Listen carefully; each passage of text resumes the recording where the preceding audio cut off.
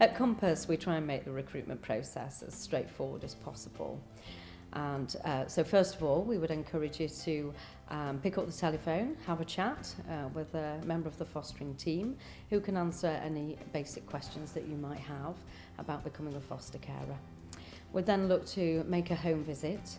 That could take several hours because it's an opportunity for us to obtain some information about your family, your home circumstances, to see your living home environment, to see whether it's suitable then for you to have a child within your home. I feel that if you want to be a foster carer, you have something within you in the first place. You have a burden to look after a child, definitely.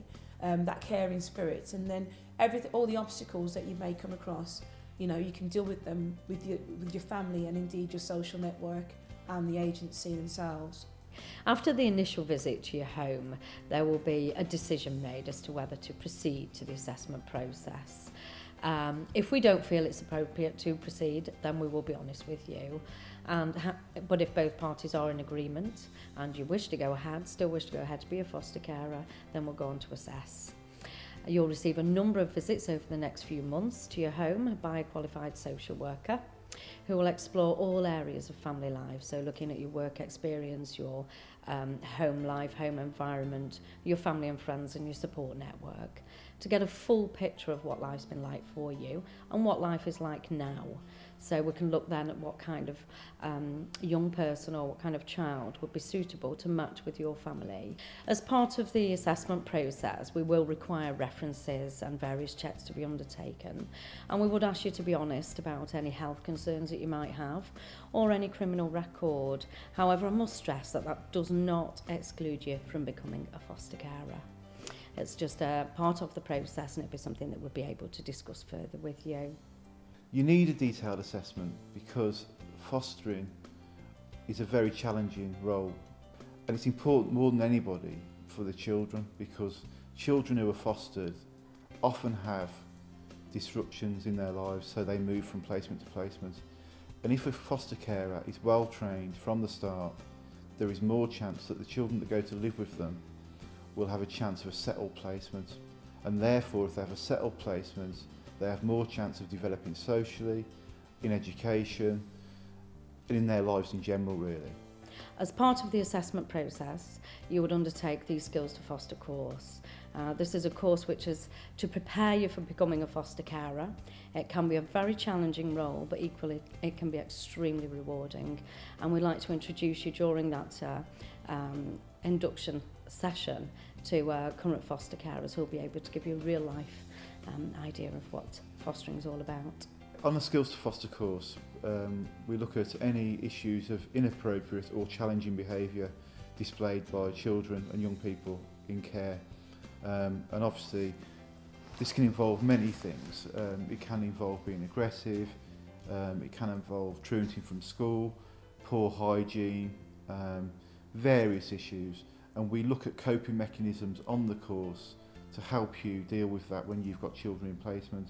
And also we show you on the course what support mechanisms you've got at Compass to help you address these issues. The Skills to Foster course was a great eye-opener, and especially if you're going into fostering as a couple, because it allows as a couple to sit down and sort of think about what you are doing, because you know, by force of nature, you're going to have one person who is more for it or more into it than the other, because generally you'll have a lead or indeed a main carer.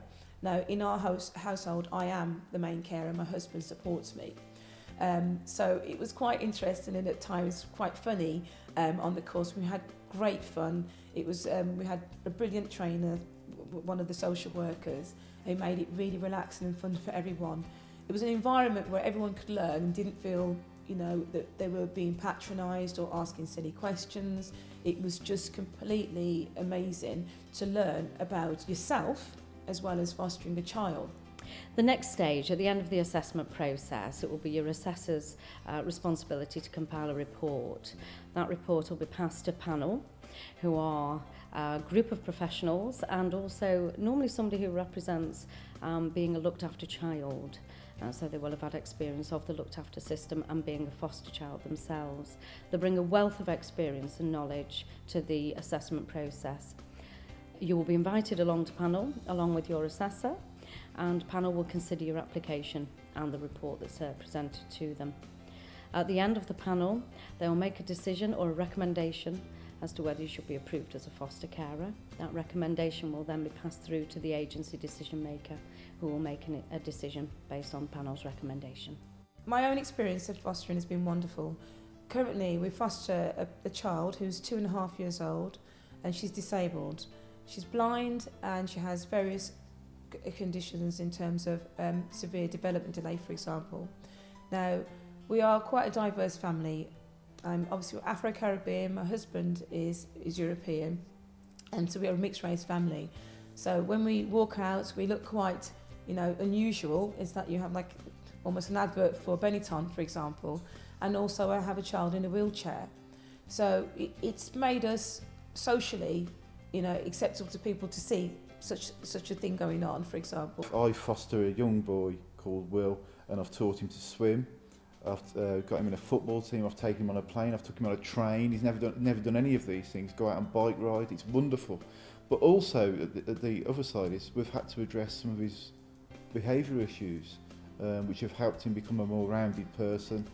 And because of this, he's now developing socially within the community, he's doing well at school. But it's a balance between addressing the issues, because they have to be addressed and challenged, but also bringing children up with the sort of expectation ordinary children would have. It may sound like a daunting experience to become a foster carer, but we do pride ourselves at Compass on supporting you through every step of the way. The primary support you receive from Compass as a foster carer comes from your supervising social worker. Your supervising social worker will meet with you regularly to ensure that the placements that the children placed with you are going well, and that all their needs are being met, that your relationship with the local authority social workers is going well. But in addition to this, they identify and help you identify any training needs you may have, and Compass run a very varied training programme, and it's excellent because it can cover everything from attachment disorder to becoming a trainer of education yourself, behavioural issues, substance misuse. It goes on, it's wonderful. The essence of being a foster carer is that every child that lives with you has the chance to have a childhood. I must admit it can have its challenges at times, but it is extremely rewarding. And at the end of the day, you're providing a child with an opportunity to have a childhood. Can you give a child a childhood?